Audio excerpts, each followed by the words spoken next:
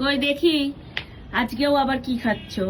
দেখো কেবারে বাবা, জমিদারের মতো খেতে হয়। খাওয়া হচ্ছে সবসময় রাজার মতো, জমিদারের মতো খেতে হয়।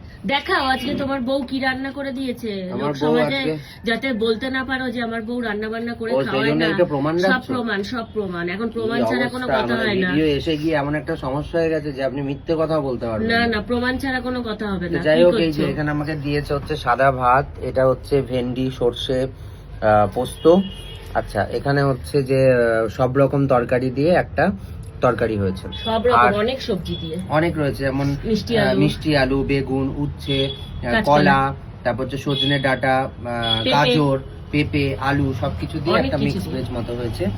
আর এখানে দিয়েছে এই যে গরম গরম ডিমের অমলেট, আর এই যে সোনার গ্লাসে জল দিয়েছে। সোনা না, সরি, কাঁসার গ্লাসে। যাই হোক, এখন খেতে বসে পড়েছি। খেয়ে নাও আমার কালে, আমি যতদিন আছি একটু তোমাকে আদর যত্ন করে খাওয়াচ্ছি। একদম এই যে সুন্দর স্বর্ণ সব সেট বার করে এখন থেকে এই তুমি এতেই খাও। এটা হচ্ছে বিয়ের পজিটিভ দিক।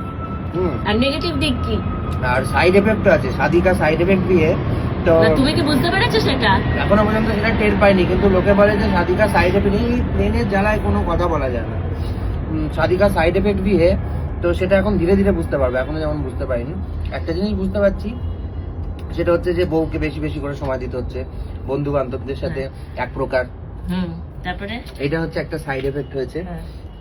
আমি কি বারণ করেছি? না, সে বারণ করেনি, কিন্তু আমি আরো বলি যে তুমি একে ফোন করো না কেন, ওকে ফোন করো না কেন, তোমার ওই বান্ধবী কোথায় গেল, ওই বন্ধু কোথায় গেল।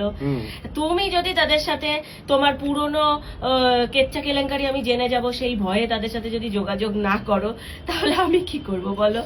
হ্যাঁ, কেচ্চা কেলেঙ্কারি কিছু জীবনে নেই আমার। যাই হোক, এই যে পজিটিভ দিকটা পেয়ে আমি খুবই খুশি। এই যে যারা বন্ধু বান্ধব দেখছো তারা আমাকে ভিলেন বানিয়ে দিল। আমি কিন্তু সবসময় বলি একে ফোন করো না কেন, তাকে ফোন সেটা করো বলে, না, আমারই করা হয়ে ওঠে না। নিজেই করে না, সময়ই নাকি পায় না। সবকিছু করে কাজবাজ করে তারপরে না, মানে ভাবি হয়তো করব, কিন্তু তারপরে না মনে থাকে না, বা হয়তো যে সময়টা আমি ফ্রি হচ্ছি সেই সময়টা তাদের পাওয়া যাচ্ছে না, যে সময়টা হয়তো তারা ফ্রি সেই সময়টা আমি করে উঠতে পারছি না। যাই হোক, রান্নাটা কেমন হয়েছে আগে সেটা বলো। দুর্দান্ত রান্না নিয়ে তো জীবনে কোনোদিন কোনো কমপ্লেন থাকে না আমার, কারণ এতটাই তুমি ভালো রান্না করো। খুবই সুন্দর হয়েছে, দারুণ হয়েছে, দারুণ হয়েছে। আরে না না, ক্যামেরা বলে না, না না, মানে নর্মালি বলছি, যারাই তোমার হাতে রান্না খায় সেটা তারা জানে, কিন্তু এটা তো আর দর্শককে আমি খাইয়ে প্রমাণ দিতে পারবো না। আপাতত নিজে খাই, খুব ভালো লাগে, আমার তো খুবই ভালো লাগে। খাও খাও খাও খাও। আর এই যে সবজিটা অনেক কষ্ট করে ঘি দিয়ে তোমার জন্য রান্না করেছি, ঠিক আছে? আর বেসিক্যালি আমি না, মানে এইসব মাছ মাংসর থেকে ভালোবাসি, আমি মাটন খেতে খুবই ভালোবাসি।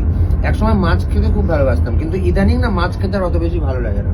মানে এখন এই যে পূজায় সমস্ত নিরামিষ বানায়, আলু কলার ঝোল, এই মিক্স ভেজের একটা তরকারি, আমি ওকে বলি এইগুলোই আমার ভালো লাগে, আলু ফুলকপি এইগুলো আমার ভালো লাগে। পরের দিন তোমাকে পনির দিয়ে ওই একটা নবরত্ন টাইপের হয় না মিক্স ভেজ, যেটা আমরা বাইরে গিয়ে খাই, ওরকম একটা ট্রাই করব। আমি এখন মানে মনে হচ্ছে যে নিরামিষাশী হয়ে যাচ্ছি দিন দিন, আস্তে আস্তে সমস্ত মানে ননভেজ আইটেম গুলোকে ছেড়ে দেবো। তো চলো এখন খেয়ে নিই। খাও খাও খাও, কথা না বলে এখন খাও।